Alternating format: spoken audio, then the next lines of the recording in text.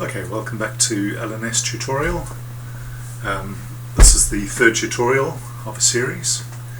So in the previous one we went through the parameters, what they mean.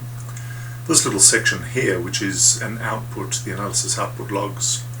If you say turn on the progress bars, these two bars here display a progress bar when the analysis is being performed.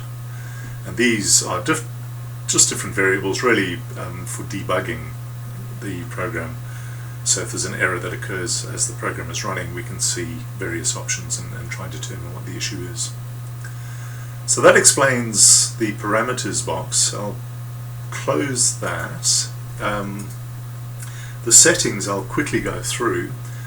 It says here click to display and edit. So these are all the any file settings that come with the program.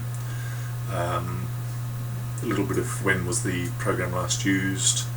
These are the folders or the directories for the input and the output files, which games can be played, and then there's a series of definitions of those different lottery games which are used by the analysis. That's all of those parameters there. And at the bottom, where was the position of the LNS screen when it was closed? It remembers that and opens it again. And then there's a lot of debugging flags which can be turned on or off. Again, that's mainly used by us as we develop and enhance the program. So I'll close the settings. I don't want to save any of the changes. So the two main panels or windows within the program are these two, which is your input and your output. You can adjust this slider, so for things like cache 3, obviously you don't need to see as much of the input file. And for Powerball, for the typical six number lottery games, and also Lotto, which is a 7 number, you need to see more of the screen if you want to look at the input file.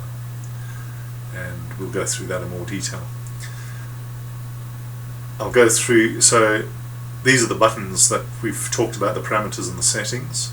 If I turn off output, that just disappears. If I turn off input, that disappears.